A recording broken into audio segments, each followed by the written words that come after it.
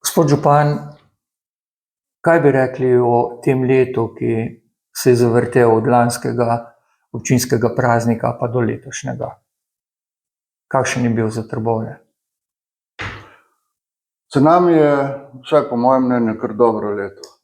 Marsikaj je bilo postorjenega, marsikaj pripravljenega, tako da sedaj končno lahko vse te projekte, ki so bili nekako v delu, ne samo zadnje leto, ampak zadnji 2 leti, sedaj končno prihajajo iz te birokratske džungle in občinske in pa še bolj seveda državne.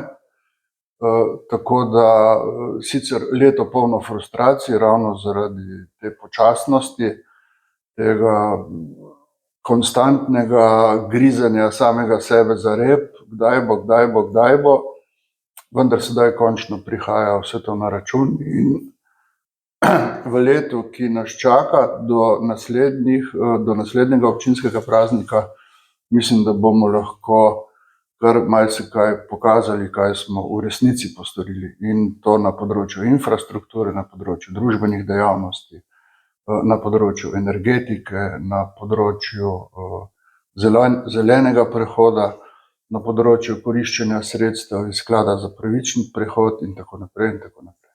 Se pravi, v naslednjem letu boste želi to, kar ste v prejšnjem sejali? Tako nekako. Sicer je bila ta čakanje na pridelek res dolgo, ampak ja. Kateri so tisti projekti, ki so najbolj izpostavljeni in so tudi za vas nekako najbolj pomembni? Najbolj pomembna je seveda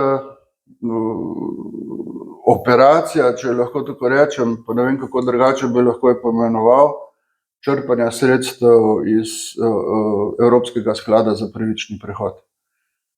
1000 enih birokratskih ovir, 1000 enih novih zahtev in iz Bruslja in iz Ljubljane in tako naprej, ampak zdaj končno v tem trenutku lahko drugi teden že pričakujemo izbranega izvajalca del in pa zelo kmalu uvajanje v delo in začetek prav fizičnih del na industrijski coni Lakonca. Kateri pa so projekti, ki jih boste še uresničili v naslednjem letu? V naslednjem letu pričakujem kar veliko postorjenega na področju cestne infrastrukture, predvsem po naših primestnih krajevnih skupnostih. Govorim o Kumu, govorim o Planini, govorim o Čečah, govorim o Knezdolu, tako da bo znatni del sredstev namenjen urejanju teh gorečih nekaterih prometnih zagat in problemov, in pa seveda tudi v veliki meri sprememba ne samo prometnih režimov v mestu, ampak tudi izgradnja nove mestne infrastrukture, predvsem s področja vodovoda, kanalizacije, ker imamo že odobrena sredstva. Občani so verjetno opazili, da smo vse javne zgradbe opremili s sončnimi elektrarnami, s paneli, tako da tudi tu manjšamo stroške v veliki meri. Obeta se nam v zelo kratkem času obnova železniške postaje, obeta se nam končno, v tem intervjuju bom verjetno še velikokrat rekel končno, podrtje naših paviljonov pred hotelom, nova lekarna in pa trafika v prostorih bivšega hotela že delujejo. Tam nekje okrog praznika odpiramo prenovljene prostore trgovine Borovo.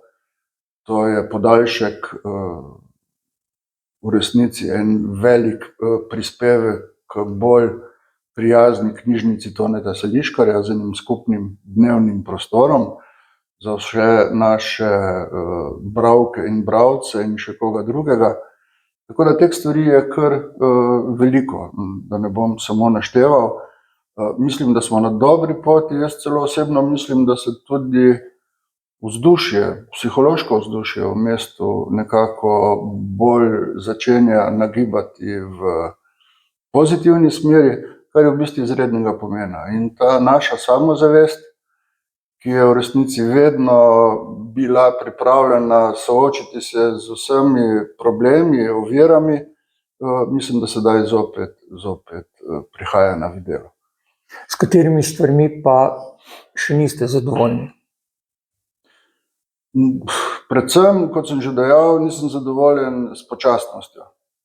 Počasnostjo predvsem državne birokracije z odobritvami različnih projektov, ko mora občina čakati na vsakršno dovoljenje včasih tudi več kot leto.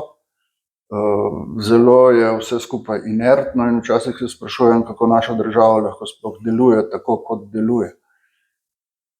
To je glavna frustracija. Druga frustracija so pa verjetno med njimi tudi slabe prometne povezave. To, da naši ljudje potrebujejo za pot v prestolnico ali kamorkoli drugam veliko več časa, kot bi ga bilo v resnici potrebno. Nezadovoljen sem tudi z nekaterimi posegi, ki so pa bili storjeni preden sem jaz prišel za župana v okolje. In pa seveda pričakujem, zdaj bom to slabšalnost skušal obrniti v pozitivo, pričakujem izredno dobro sodelovanje tudi z obema sosednjima občinama na področju zelene infrastrukture. Ravnokar so nam potrdili en velik projekt, ki mu mi rečemo Zelena ves in je skupni projekt občine Hrastnik in občine Trbovlje in pomeni revitalizacijo celotnega pobočja na eni in na drugi strani našega hriba in pa seveda tvorno sodelovanje z občino Zagorje tudi pri obnovi in širitvi osnovne šole, kaj je že, Slavka Gruma, ki je seveda destinirana regijska šola za otroke s posebnimi potrebami in tako naprej in tako naprej. Tako da slabega kot župan si ne smem privoščiti, da mislim slabšalno o stvareh. Lahko sem jezen, lahko sem malo frustriran, ampak vseeno je moje načelo, da problemi so zato, da se rešijo. Lani ste se precej ukvarjali z ogrevanjem. Ste zadovoljni z rešitvami na tem področju? Seveda nisem v popolnosti zadovoljen s temi rešitvami, je pa tako, mi tu smo v Trbovljah v resnici ujetniki ene 20-letne zgodbe. In je zelo težko nekako izplezati iz tega črnega tunela cen ogrevanja, vendar mislim, da nam je z novim vodstvom komunale, ki je pripravil ta sanacijski načrt in vsakih par mesecev v resnici sicer za drobne vsote, pa vendar ceno daljinskega ogrevanja, da nam bo to tudi uspelo. Seveda je izzivov še več. V naslednjih letih bo potrebno spremeniti, zamenjati glavni energent. Mi imamo naročene in že izvedene študije o raznih možnostih drugačnih virov energije in mislim, da se bomo nekako usmerili v eno večplastno, večenergetsko različno porabo teh energentov, tako da ne bomo vezani samo na zemeljski plin, ki, kot sami vemo, zaradi različnih dejavnikov predstavlja izreden, vsako leto v resnici večji strošek. Zakaj ste v občini tako močno skočili pokonci ob napovedani prodaji cementarne Trbovlje? Kdo pa ne bi? Mi seveda, tako bom rekel, kogar piči kača, se boji zvite vrvi.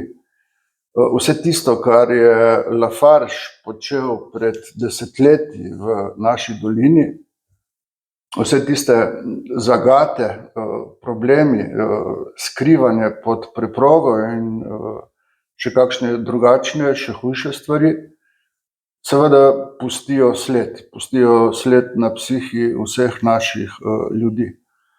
In ko je čisto po naključju prišla do nas novica, da naj bi koncern Holcim prodajal to lokacijo, brez da bi mi sploh vedeli, kaj se dogaja, brez da bi lokalna skupnost sploh sodelovala na kakršenkoli način.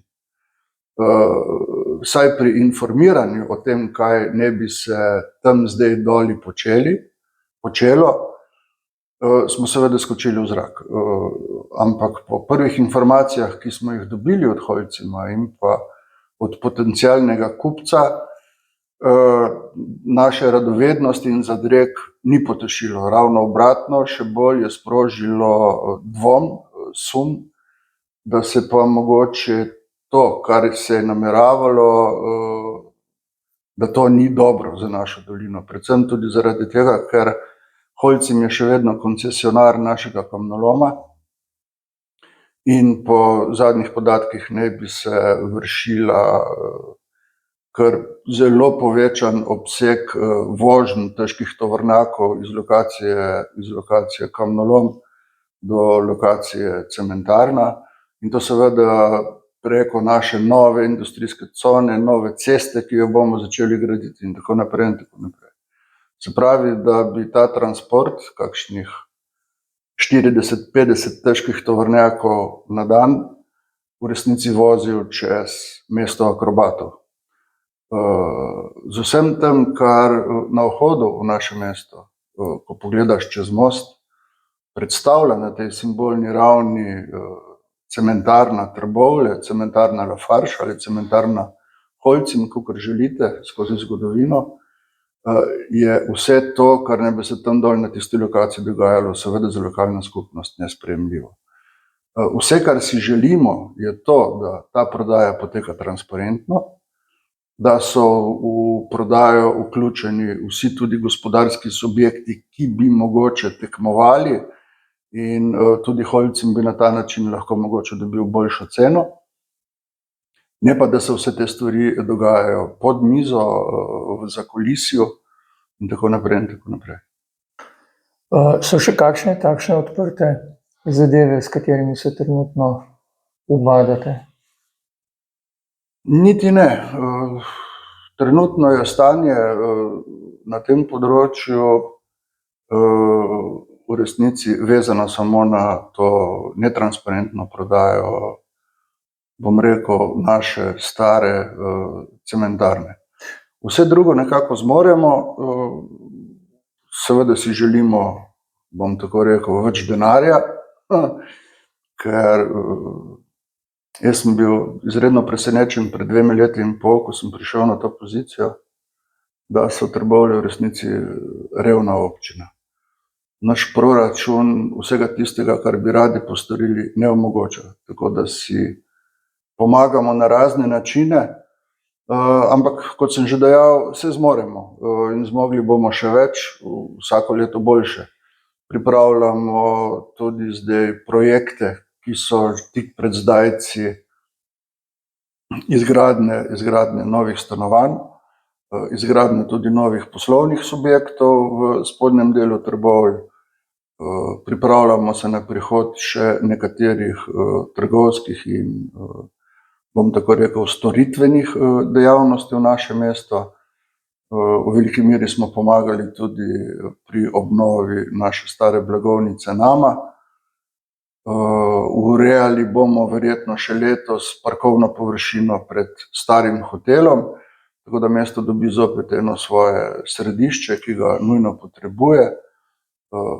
Pripravljamo zdaj že intenzivno se na prenovo naše najstarejše kolonije, to je njive. Pripravljamo se tudi intenzivno, imamo že gradbeno dovoljenje na širitev osnovne šole Trbovlje, za izgradnjo novih skupnih prostorov, nove jedilnice in mislim, da 5 enot, 5 razrednih enot in tako naprej in tako naprej. Spravi, dela ne zmanjka. Dela ne zmanjka, dela je čedalje več. Pozabil sem seveda omeniti tudi naš kar velik in tudi finančno zelo zahteven projekt prenove od Malgaja do pokopališča, te ne bom rekel regionalne, ampak lokalne ceste, širitev, nov asfalt, nova komunalna opremljenost.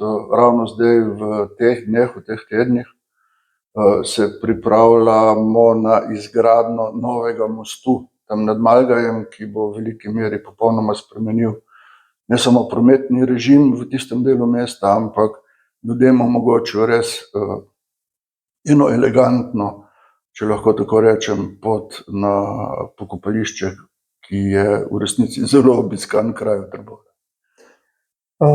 Gospod župan, najlepša hvala za pogovor, iskrene čestitke vam in vašim občankam in občanom ob občinskem prazniku.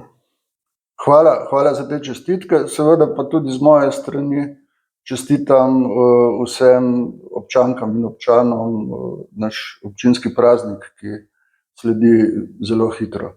1. junij se bliža. Tako da, kot se temu reče, skupaj smo močni, do zvest. Hvala.